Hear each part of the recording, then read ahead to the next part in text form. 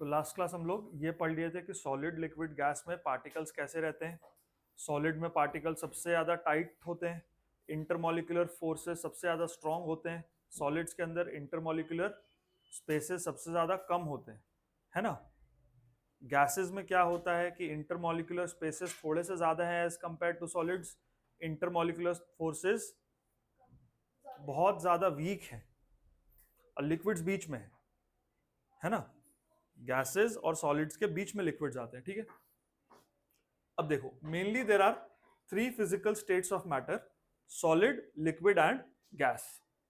For example, steel is a solid, oil is a liquid, air is a gas, है ना। Solid, liquid, gas के बहुत सारे example है हमारे पास। State of a substance can be changed by changing its physical conditions like temperature.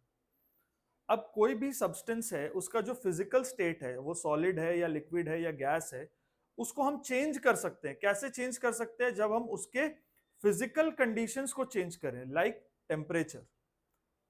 अगर पानी है, पानी के अराउंड हम टेम्परेचर बहुत कम कर दे तो उसको हम सॉलिड आइस भी बना सकते हैं। आइस के अराउंड अगर हम टेम्परेचर बढ़ाएं धीरे धीरे तो वो लिक्विड वाटर बन सकता है। लिक्विड वाटर के अराउंड जो टेम्परेचर है उसको हम और ज्यादा बढ़ाएं तो वो गैसियस स्टेट में भी जा सकता है। यस और नो? ठीक है, थोड़ा सा एक सेकंड इसको समझ दो।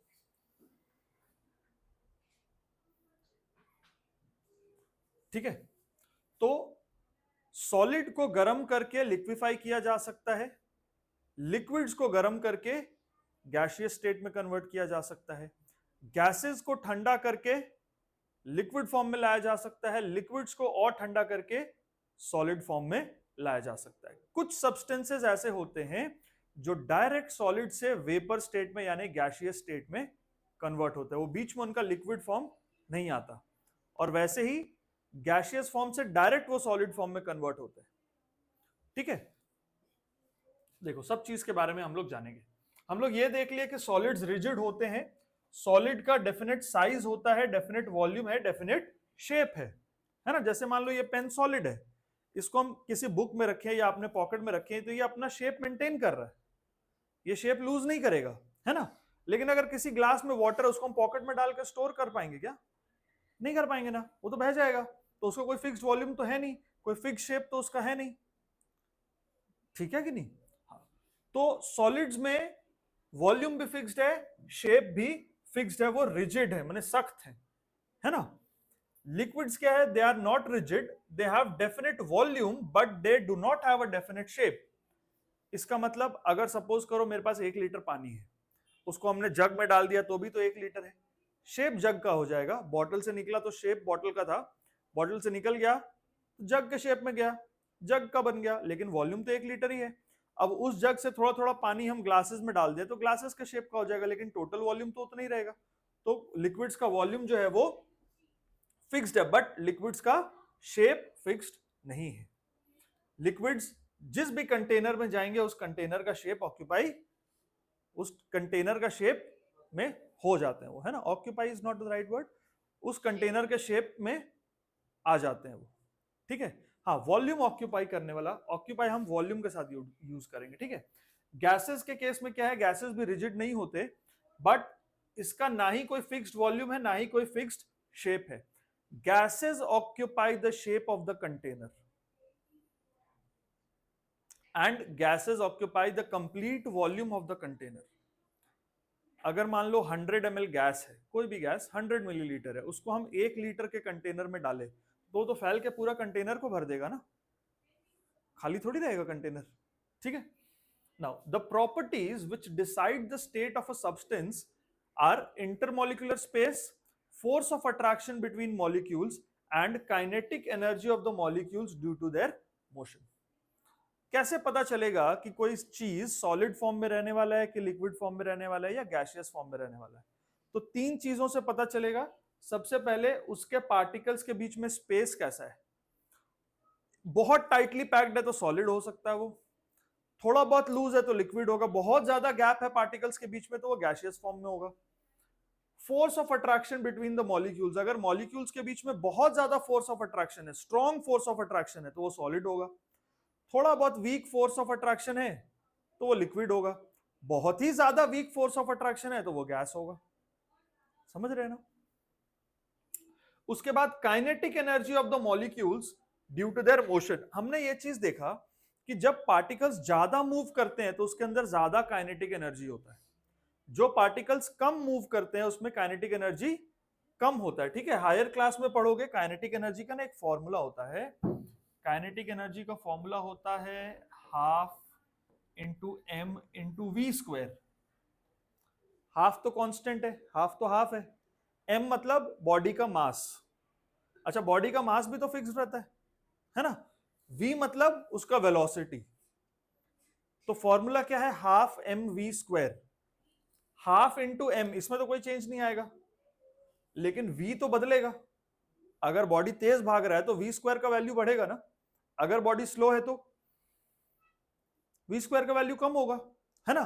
तो हम ये कह सकते हैं कि अगर कोई चीज फास्ट मूव कर रहा है तो उसमें काइनेटिक एनर्जी ज्यादा है, अगर कोई चीज स्लो मूव कर रहा है तो काइनेटिक एनर्जी कम है ना? एक हल्का सा बच्चे को प्यार से ऐसा करो, हाथ तो मेरा उतना ही भारी है, हम प्यार से ऐसे करें या थोड़ा सा वेलोसिटी बढ़ा के ऐसे करें तो फर्क है कि नहीं है ना?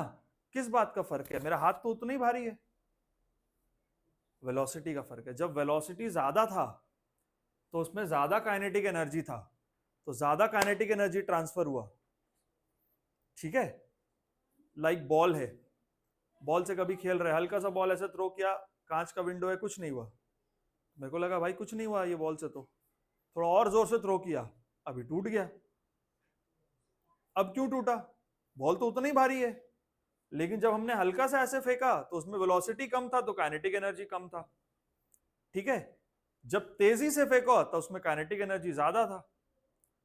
ठीक है, आगे जाके एक और चीज के बारे में पढ़ोगे, मोमेंटम, वो भी बढ़ जाता है वेलोसिटी बढ़ने से। तो ज्यादा वेलोसिटी से कोई चीज अगर टकराए तो वो ज्यादा एनर्जी ट्रांसफर करता है ना?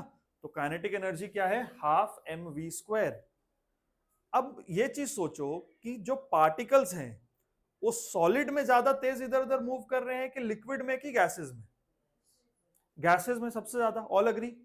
गैस के पार्टिकल सबसे ज्यादा इधर उधर भाग रहे हैं, लिक्विड के बेचारे अपने वॉल्यूम में ही घूम पा रहे हैं, और सॉलिड के तो ऐसे बैठे हुए कहीं जा ही नहीं सकते, वो खाली इधर उधर वाइब्रेट हो सकते हैं, है ना? तो जो खाली ऐसे ऐसे वाइब्रेट हो सकता है उसमें काइनेटिक एनर्जी तो बहुत कम होगा, और जो थोड़ा इधर उधर घूम सकता है उसमें काइनेटिक एनर्जी जो थोड़ा ज्यादा होगा। और कोई पूरा ही फ्री टू मूव है, जहां मन करे जाओ, उसमें तो काइनेटिक एनर्जी सबसे ज्यादा होगा। तो सबसे ज्यादा काइनेटिक एनर्जी किसके पार्टिकल्स में होगा? सॉलिड, लिक्विड या गैस? गैस के पार्टिकल्स में सबसे ज्यादा काइनेटिक एनर्जी होगा। सबसे कम काइनेटिक एनर्जी किसमें होगा? सॉलिड के पार्टिकल्स में होगा। बेचारा हिल ही नहीं पा रहा, मुश्किल से वाइब्रेट कर रहा है, लेकिन कर जरूर रहा है। ठीक है, ये चीज समझ में आ गया? तो कोई सब्सटेंस सॉलिड स्टेट में होगा या लिक्विड स्टेट में होगा या गैसियस फॉर्म में होगा, किस पे डिपेंड करेगा? Intermolecular spaces between the particles, उसके बाद force of attraction between the particles या between the molecules, and kinetic energy of the molecules या kinetic energy of the particles of the body. समझ में आ गया बात? ओके, अब जो हम लोग डिस्कस करें ना उसी का थोड़ा थोड़ा एक्सप्लेनेशन दिया हुआ है। सॉलिड्स में देखो, when intermolecular force is very strong and kinetic energy is very less. Intermolecular forces very strong, इसको कहीं जाने ही नहीं दे रहा, तो ये मूव ही नहीं कर पा रहे, तो काइनेटिक एनर्जी लेस होगा ना। सिर्फ वाइब्रेट कर पा रहे हल्का हल्का, तो काइनेटिक एनर्जी लेस होगा, है ना? The intermolecular space is reduced and the matter exists as solid substance. समझ गए? लिक्विड में क्या होगा? When intermolecular force between the constituent molecules, constituent molecules मतलब जिन मॉलिक्यूल से वो चीज बना है ना, उसमें it is not much strong and the kinetic energy sufficient for the molecules to move to and fro. मतलब इंटरमॉलिक्यूलर फोर्सेस बहुत ज्यादा स्ट्रॉन्ग नहीं है, मतलब ऐसा नहीं कि चिपका के ही रखा है, थोड़ा बहुत इधर उधर घूम सकते हैं। लिक्विड के जो मॉलिक्यूल्स है उस लिक्विड के वॉल्यूम के अंदर इधर उधर घूम सकते हैं। ठीक है, तो फिर इंटरमॉलिक्यूलर स्पेसेस थोड़ा सा बढ़ जाते हैं, ये मॉलिक्यूल इधर उधर घूम रहे हैं, है ना? उस केस में क्या होगा? वो substance as a liquid exist करेगा। ठीक है, गैस में क्या होगा, when intermolecular force is negligible, मतलब एक मॉलिक्यूल दूसरे मॉलिक्यूल को अट्रैक्ट कर ही नहीं रहा है, लड़ाई हुआ है, जाओ तुम, हमको नहीं देखना तुमको, जहां माना जाओ, डूब मरो, तो ये ऐसे दूर दूर फैले हुए हैं। ठीक है, अब इसमें क्या है, kinetic energy is very high, बोल दिया ना जाओ तो जा रहा है, जहां मन है वहां जाएगा, समझ गया ना। तो जितना मूव करेगा काइनेटिक एनर्जी उतना बढ़ेगा। ठीक है, तो वो सब्सटेंस कैसा एग्जिस्ट करेगा, in the form of gas. अब इंटरेस्टिंग चीज क्या है कि जो पानी है ना वो हमारे आसपास तीनों स्टेट्स में एग्जिस्ट करता है इन वेरी कॉमन, बहुत रेयर नहीं है वो, एकदम कॉमन है। बर्फ है सब जगह, सबके फ्रिज में बर्फ है, कॉमन है। पानी सब पीते हैं, हवा में मॉइस्चर है, हवा में मॉइस्चर है ना। तो पानी is the most common thing which exists in all three states very easily. और भी चीजें हो सकती हैं, लेकिन सबसे आसान सबसे कॉमन क्या है समझना, वाटर। सॉलिड फॉर्म में आइस, घर के फ्रिज में देख लो, लिक्विड फॉर्म में पानी, और गैसियस फॉर्म में वाटर वेपर। अच्छा, चाय बनाते हैं तब भी तो पानी उबलता है, वेपर फॉर्म में जाता है ना। अच्छा, कभी पानी उबाल रहे होंगे ना, तो देखोगे ऐसे वेपर्स ऊपर उठ रहे हैं, धुआं धुआं सा उठ रहा है। एक स्टील का प्लेट लेना, स्टील का प्लेट तो ऐसे ठंडा होता है, उसको ऊपर ऐसे थोड़ा सा रख देना, तो क्या होगा देखोगे, इमीडिएटली उसके ऊपर ड्रॉपलेट्स ऑफ वाटर बन गए। क्यों? क्योंकि जो गर्म पानी था जो स्टीम के फॉर्म में ऊपर जा रहा था, ठंडी प्लेट से जैसे ही कांटेक्ट में आया तो वो ठंडा हो गया, ठंडा हो गया तो लिक्विड फॉर्म में आ गया। हाँ, बट उस स्टीम के सामने ज्यादा हाथ नहीं देना, क्योंकि उसमें बहुत हीट एनर्जी होता है, वो हाथ जला सकता है पूरा। ठीक है, ओके। अब molecular model of solids, solids का मॉलिक्यूलर मॉडल कैसा होगा, जो हम लोग डिस्कस किया बिल्कुल वैसे ही। Each solid is made up of very tiny particles called molecules. These molecules are very small in size and they can be assumed to be like tiny rigid balls. ऐसा समझ सकते हैं कि छोटे छोटे छोटे छोटे ऐसे बॉल्स होंगे जो एक दूसरे के साथ बहुत टाइटली पैक्ड होंगे इस तरह से। ठीक है, तो ये सॉलिड के मॉलिक्यूल्स है। इमेजिन कर सकते हैं हम, ऐसा नहीं है कि सॉलिड एक डब्बे के अंदर बॉल्स को डाल दिया तो वो सॉलिड हो गया, ऐसा नहीं है, एक इमेजिनेशन है। अब एटम्स और मॉलिक्यूल्स को कोई सच में तो देखा नहीं ना। ठीक है, now the molecules in solid are in fixed position due to the strong intermolecular forces, they do not leave their positions, so a solid has a definite shape and a definite size, definite volume. अब solid के जो particles हैं, solid के जो molecules हैं, वो एकदम अपनी जगह पे हैं, टाइटली पैक्ड एकदम, इसको बोलते हैं ना ठूस ठूस के भरा हुआ है, वो है वो। अब वो बेचारा कहीं मूव ही नहीं कर पा रहा, तो उसका शेप कैसे चेंज होगा, हल्का हल्का वाइब्रेट कर पा रहा है, और वो इतना कम है कि हमें ऐसे नॉर्मली फील नहीं होता। ये पेन में कोई वाइब्रेशन नहीं हो रहा, लेकिन क्या इसके पार्टिकल्स मूव नहीं कर रहे होंगे, कर रहे होंगे, बहुत हल्का हल्का जरूर कर रहे होंगे, हम उसको डिटेक्ट नहीं कर पा रहे, लेकिन कर जरूर रहे। समझ गए ना? ठीक है, अब लिक्विड में आते हैं। Molecular model of liquids. Liquid is made up of very tiny particles called molecules. जैसा सॉलिड के केस में सॉलिड भी मॉलिक्यूल से बना है, लिक्विड भी मॉलिक्यूल से बना है, गैस भी मॉलिक्यूल से बना है। इसमें क्या है, लिक्विड में molecules are very small in size, solid के भी very small in size, gas के भी वेरी स्मॉल इन साइज, ये सब तो कॉमन ही है। Now these molecules are very small in size and they are not in a rigid arrangement, मतलब एकदम ठूस ठूस के नहीं भरा, थोड़ा सा उसके बाद जगह है इधर उधर मूव करने को। Intermolecular spaces in liquids are more than that in solids. इसमें जो इंटरमॉलिक्यूलर स्पेसेस है ये सॉलिड के मॉलिक्यूल से ज्यादा है ना। Liquid molecules can move about freely within the boundary of the vessel in which the liquid is kept. ठीक है ना, ये बात भी पूरी तरह से क्लियर नहीं हो पा रहा, क्योंकि अगर हमने ये ले लिया, ये ग्लास ऑफ वाटर है, पानी खाली यहीं तक भरा है, तो विद इन द बाउंड्री मतलब क्या है, मॉलिक्यूल्स ऊपर तक उड़ उड़ के आएंगे? नहीं, इसी वॉल्यूम के अंदर वो घूम सकते हैं, इसी वॉल्यूम के अंदर वो इधर उधर घूम सकते हैं। ये बेटर बात है बोलना, समझ गए ना? ठीक है ना। The molecules in a liquid are less closely packed and their positions are not fixed, as they are free to move within the boundary of the vessel as shown. It is better to say they are free to move within the volume. ठीक है, अब जैसे ये है, ये liquid के particles है, थोड़ा थोड़ा इसमें बीच में स्पेस है, इंटरमोलिकुलर फोर्सेस थोड़ा सा वीक है एज कंपेयर टू सॉलिड्स, इधर उधर थोड़ा बहुत घूम सकते हैं, तो लिक्विड आराम से फ्लो कर सकता है ना। Liquid molecules can slide over one another due to which liquids can flow. अच्छा, जो चीजें फ्लो कर सकती है ना उसको फ्लूइड्स बोला जाता है। जो चीजें फ्लो कर सकती हैं उनको क्या बोला जाता है? फ्लूइड्स। फ्लूइड्स,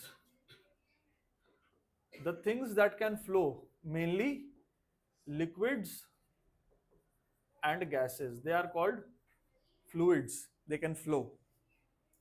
गैस भी फ्लो कर सकता है, गैस ऊपर भी फ्लो कर सकता है, लिक्विड ऊपर फ्लो नहीं कर सकता नॉर्मली, है ना। Liquid from higher level to lower level ही फ्लो करेगा। अगर हम ऐसे पानी गिराएंगे तो पानी नीचे ही आएगा, ऊपर नहीं जाएगा। लेकिन अगर हम गैस का कोई कंटेनर खोल दे तो गैस ऊपर उठ के भी फैल जाएगा। समझ गए ना।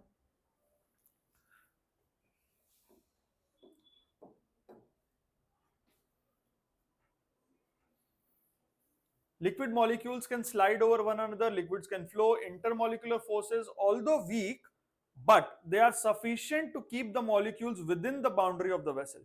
लिक्विड में इंटरमोलिकुलर फोर्सेस वीक हैं, सॉलिड के कंपैरिजन में वीक हैं, लेकिन इतना है कि वो वॉल्यूम के अंदर अंदर ही पार्टिकल्स को रख रहे हैं, अपने वॉल्यूम से बाहर जाने नहीं दे रहे।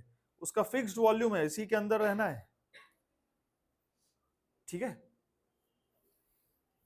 सो liquids do not have a fixed shape but they have a fixed volume. अब आ जाओ गैसेस पे। Solids and liquids and gases are made up of very small particles, ठीक है। दे आर मॉलिक्यूल्स, इतने स्मॉल मॉलिक्यूल्स है कि हम ऐसे उनको देख भी नहीं सकते, और they are assumed to be like rigid, homogeneous and perfectly elastic balls. यहां पर क्या होगा? एकदम इलास्टिक बॉल्स हैं, बहुत स्पेसेस है इसके बीच में, सेपरेशन बहुत ज्यादा है, काइनेटिक एनर्जी बहुत ज्यादा है क्योंकि इधर उधर भाग रहे हैं। क्यों इधर उधर भाग पा रहे हैं? क्योंकि इंटरमोलिकुलर फोर्सेस ऑफ अट्रैक्शन बहुत ज्यादा वीक है, एकदम नेग्लिजिबल है ही नहीं, समझो, ठीक है। तो separation between the molecules is quite large as compared to liquids और solids. Molecules in a gas can move about freely in the space available to them. Gas के पार्टिकल्स को जहां जहां जगह मिलेगा वहां वहां जाएगा, फैलता ही जाएगा, कोई लिमिट नहीं है। यहां हम परफ्यूम स्प्रे करेंगे तो यहीं रहेगा, ऐसा कोई रोक के रखने का तरीका है क्या? वो तो फैलता जाएगा ना। हो सकता है ज्यादा स्ट्रॉन्ग परफ्यूम होगा तो उस कमरे तक भी स्मेल आएगा, फैलता ही जाएगा ना जहां जहां उसको स्पेस मिलेगा। तो ऐसा है, ठीक है। Gas molecules are quite free to move here and there in the space available to them because of their weak intermolecular forces. So gases have neither a fixed shape nor a fixed volume, ठीक है। Solids के पास क्या है? Fixed shape भी है, fixed volume भी है। Gas के पास फिक्स्ड शेप भी नहीं है, फिक्स्ड वॉल्यूम भी नहीं है। लिक्विड के पास फिक्स्ड शेप नहीं है लेकिन फिक्स्ड वॉल्यूम है, ठीक है, ध्यान देना। सॉलिड्स के केस में molecules can only vibrate to and fro. To and fro मतलब ऐसे ऐसे ऐसे ऐसे ऐसे ऐसे, आगे पीछे, ये टू एंड फ्रो मोशन होता है। मतलब जहां से शुरू हुआ वहीं पे ऐसे खत्म होता है, जैसे पेंडुलम होता है ना, पेंडुलम को मोशन भी टू एंड फ्रो मोशन बोला जाता है। जैसे यहां से शुरू हुआ, उधर गया, फिर इधर आया, फिर उधर गया, फिर इधर आया, ये टू एंड फ्रो मोशन है, ठीक है ना। एक ट्रेन चल रहा है, एक स्टेशन से दूसरे स्टेशन, वहां से फिर इधर, इधर से फिर उधर, उधर से फिर इधर। मेट्रो चलता है ना ऐसे, इधर से उधर, फिर उधर से इधर, फिर इधर से उधर, फिर उधर से इधर, ये टू एंड फ्रो मोशन है, ठीक है। अब देखो, molecules in a solid can only vibrate to and fro. Molecules of a solid remain fixed at their position. अपनी जगह पे ही वो वाइब्रेट कर रहा है, अपनी जगह छोड़ के कहीं नहीं जा रहा वो, ठीक है। बहुत ज्यादा स्ट्रॉन्ग इंटरमोलिकुलर फोर्सेस होते हैं सॉलिड्स के पार्टिकल्स के बीच में। सॉलिड्स के जो मॉलिक्यूल्स है वो बहुत क्लोजली पैक्ड होते हैं और सॉलिड्स ऐसे फ्लो नहीं कर पाते, ठीक है। लिक्विड्स के केस में, लिक्विड का डेफिनेट वॉल्यूम है लेकिन कोई शेप नहीं है। Molecules of a liquid are non rigid, एक दूसरे के ऊपर स्लाइड हो सकते हैं, इस वजह से लिक्विड फ्लो कर सकता है। लिक्विड के जो मॉलिक्यूल्स हैं वो वेसल की बाउंड्री के अंदर या with in the volume of the liquid move कर सकते हैं। अपने फिक्स पोजीशन में लिक्विड के मॉलिक्यूल्स नहीं रहते हैं। इंटरमॉलिक्यूलर फोर्सेस जो हैं वो मॉडरेट हैं, सॉलिड्स के कंपैरिजन में थोड़ा वीक हैं लेकिन गैसेस के कंपैरिजन में थोड़ा स्ट्रॉन्ग है, तो हम मॉडरेट बोलते हैं, ठीक ठाक, ठीक है। Molecules in a liquid are very loosely packed, liquid can flow. Gas में ना कोई फिक्स्ड वॉल्यूम है ना कोई फिक्स्ड शेप है। Molecules of a gas are rigid, homogeneous and perfectly elastic. Homogeneous मतलब एक जैसे। गैसेस मिक्स होंगे ना एकदम फ्लो हो जाएंगे, उसमें कुछ पता नहीं चलेगा कि ये कौन सा गैस है, ये कौन सा गैस है। समझ गए? होमोजेनस का मतलब हो गया evenly distributed.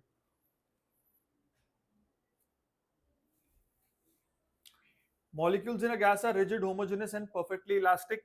Molecules of a gas can move freely in the available space.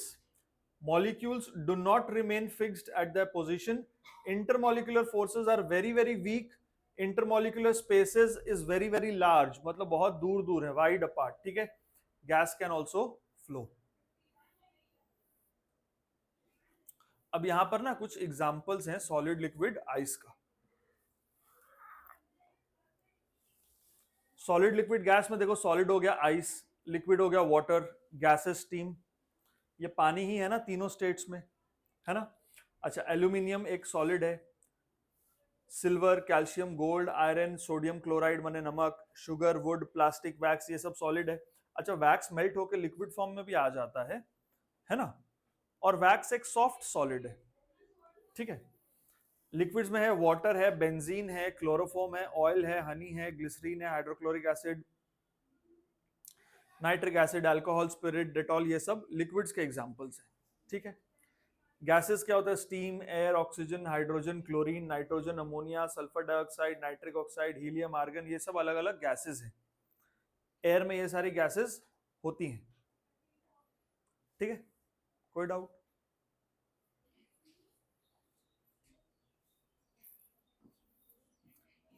देखो, अब आता है चेंज ऑफ स्टेट। एक स्टेट से दूसरे स्टेट में मैटर का कन्वर्जन कैसे होता है? हम पहले यह समझते हैं कि जब पार्टिकल्स बहुत जुड़े हुए हैं, इधर उधर जा ही नहीं सकते, तो वो सॉलिड स्टेट में। अगर हम इसको गर्म करें, देखो ये इसके पास एनर्जी नहीं है, ये दो सॉलिड के पार्टिकल से ऐसे जुड़े हुए हैं बिल्कुल, यहीं पे ऐसे ऐसे वाइब्रेट करे बेचारे, कहीं जा नहीं पा रहे क्योंकि एनर्जी नहीं है।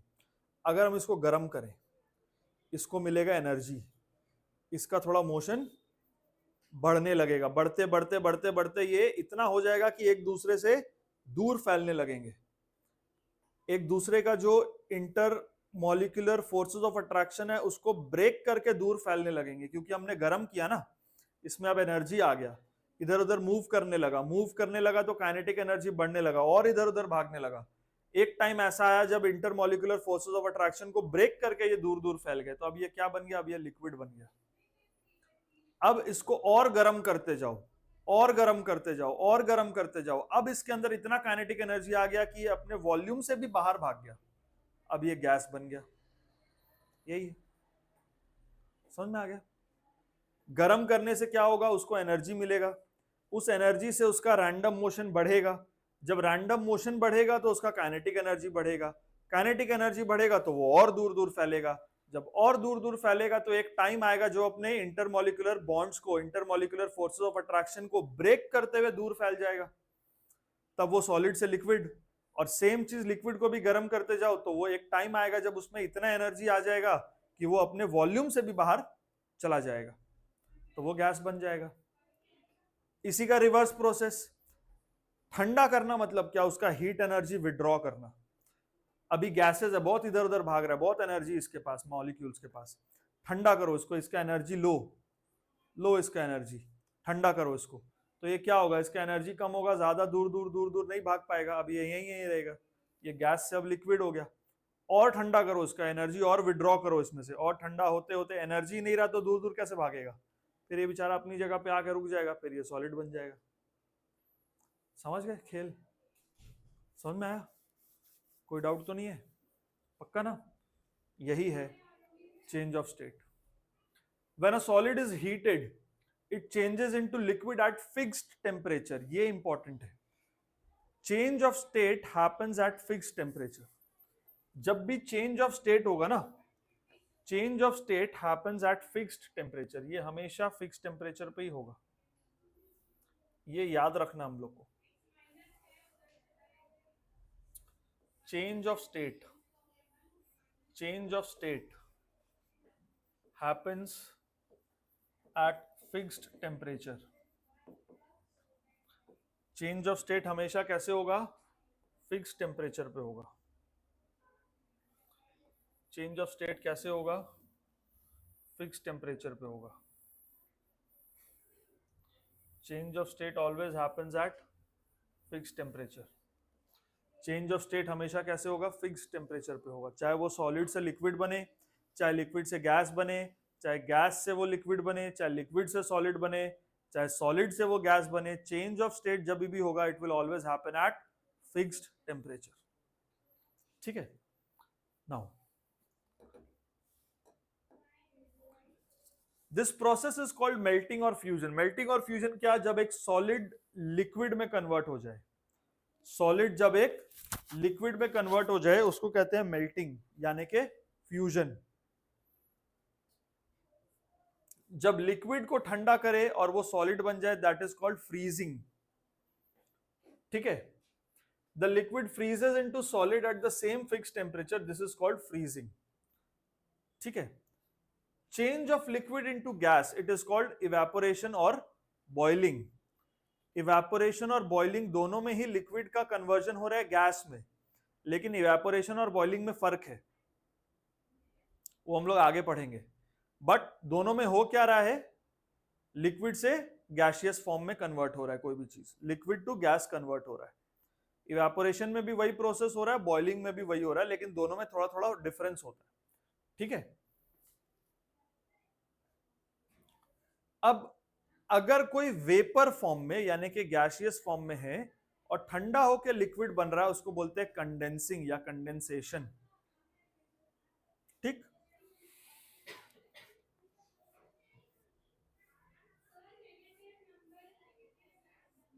देखो यहां पर एक फ्लो चार्ट बना हुआ है. अगर सॉलिड हीट अब्सॉर्ब करके मेल्ट हो जाए तो लिक्विड हो गया. लिक्विड हीट अब्सॉर्ब करे तो वो गैस में कन्वर्ट हो गया, उसको वेपराइजेशन बोलेंगे. लेकिन अगर सॉलिड हीट अब्सॉर्ब करके डायरेक्ट गैस में बने तो उसको सब्लिमेशन बोलते हैं. जैसे कैम्फर, नैप्थलीन बॉल्स, इसको ऐसे रखे रहो ना, आसपास से हीट अब्सॉर्ब करके ये डायरेक्ट वेपर में कन्वर्ट हो जाता है, ये लिक्विड नहीं बनते. ठीक है. अच्छा, गैस अगर हीट रिजेक्ट करेगा तो लिक्विड बनेगा, इसको बोलते हैं कंडेंसेशन. लिक्विड अगर हीट रिजेक्ट करेगा तो सॉलिड बनेगा, उसको बोलते हैं फ्रीजिंग. अगर गैस हीट रिजेक्ट करके डायरेक्ट सॉलिड बन जाए, बीच में लिक्विड फेज आए ही ना, उसको बोलते हैं डेपोजिशन. जैसे अमोनियम क्लोराइड होता है, ये वेपर फॉर्म में होता है. ठीक है. अब जैसे ही ठंडा होगा व्हाइट कलर का पाउडर बन जाएगा. ठीक है.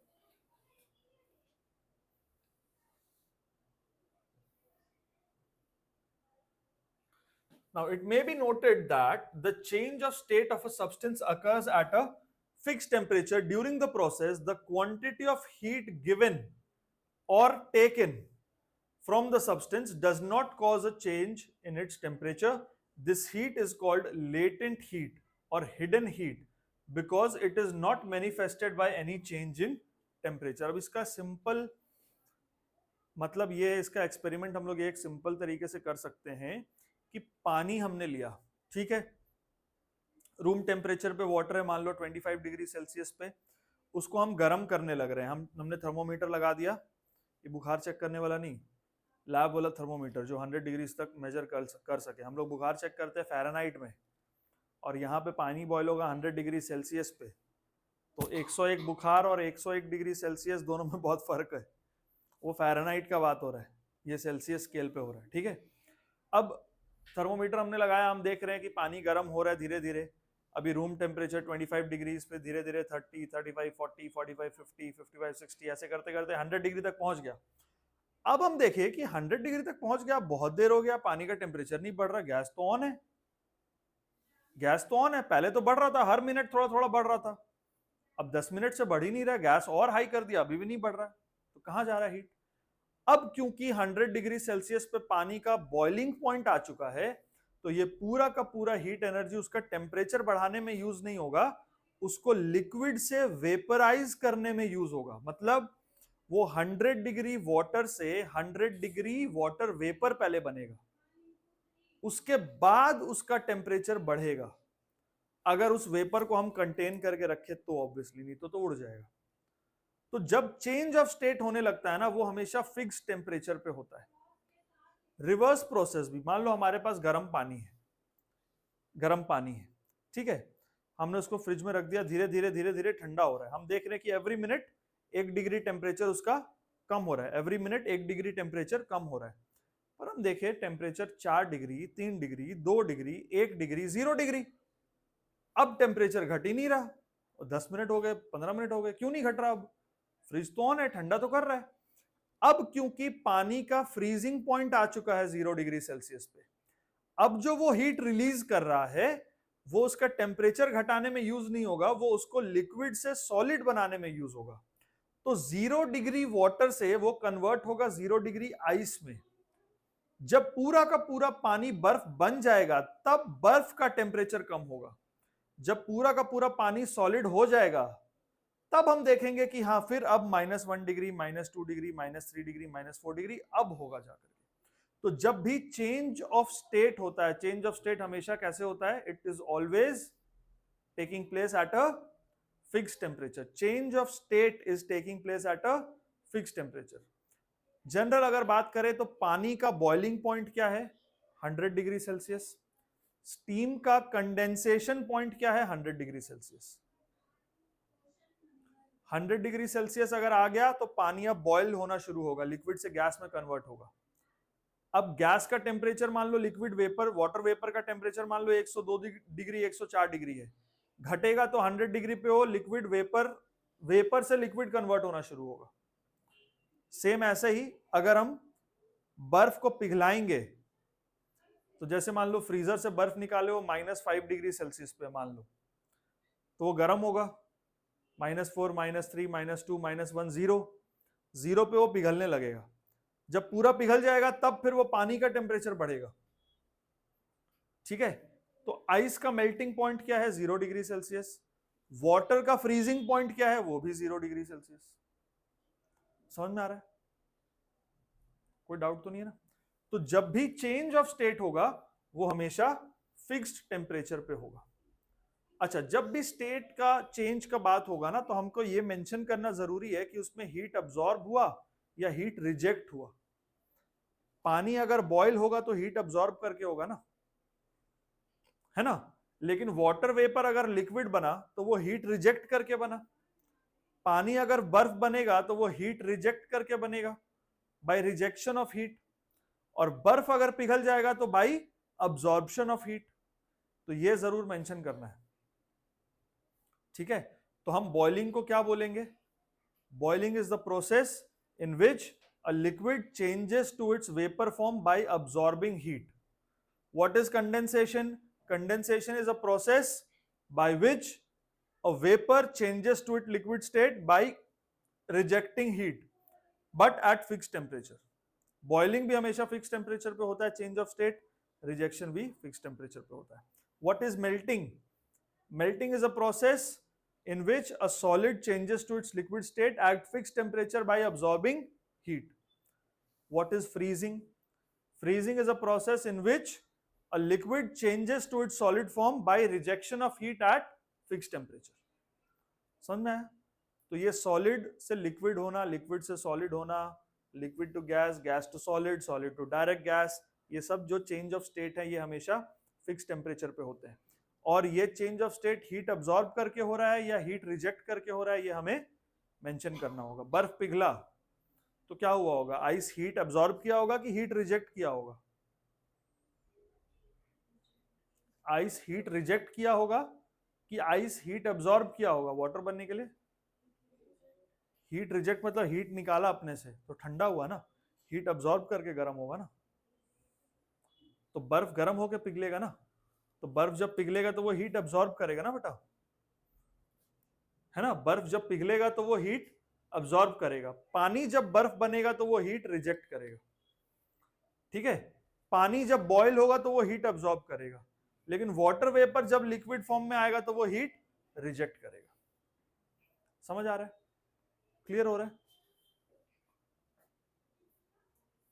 तो यहाँ पे वही चीज लिखा है, ठीक है। यहाँ पर एक एक्टिविटी लिखा है जो हम समझाएं कि यहाँ पर पानी को बॉईल कर रहे हैं हम, धीरे धीरे धीरे टेम्परेचर बढ़ रहा है, 100 पे आके रुक गया। अब 100 डिग्री सेल्सियस से ज्यादा नहीं बढ़ रहा। क्यों नहीं बढ़ रहा? क्योंकि अब पानी का बॉइलिंग पॉइंट आ चुका है।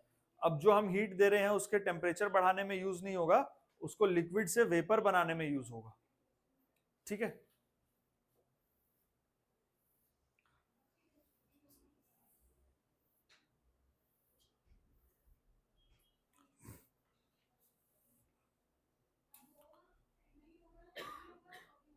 ओके, अब in the above observations you will notice that the melted wax changes into solid wax. It freezes at 55 degrees Celsius when the temperature does not fall further on cooling. After the wax has frozen completely, its temperature begins to fall again. मतलब यहाँ पे activity एक और है जो water के साथ नहीं, वैक्स के साथ किया जा रहा है। तो क्या करना है हमको, एक वैक्स लेना है, गर्म करना है उसको, ठीक है। हम देख रहे हैं कि 70 डिग्री सेल्सियस पे है, फिर ठंडा हुआ, 65 पे आया, फिर ठंडा हुआ, 50 पे आया, है ना, 60 पे आया, फिर ठंडा हुआ, 55 पे आया, 55 पे आके वो सॉलिडिफाई होने लगा, लिक्विड वैक्स से वो सॉलिड वैक्स बनने लगा 55 डिग्री सेल्सियस पे। अब उसका टेम्परेचर कम नहीं होगा, अब वो ऐसे ठंडा नहीं होगा। कब ठंडा होगा? फिर जब वो पूरा का पूरा लिक्विड वैक्स से सॉलिड वैक्स बन जाएगा। जब वो पूरा सॉलिडिफाई हो गया तब फिर उसका टेम्परेचर कम होने लगेगा और वो ठंडा होने लगेगा, ठीक है। तो चेंज ऑफ फेज जो होगा it always happens at a fix temperature, समझ गए। अब इसके आगे हम देखेंगे जब चेंज ऑफ स्टेट होता है तो मॉलिक्यूलर मोशन में क्या चेंजेस आते हैं, ठीक है। यहां तक पढ़ के आओगे, ठीक है। अगले क्लास में फिर हम लोग इसको कंटिन्यू करेंगे, ठीक है।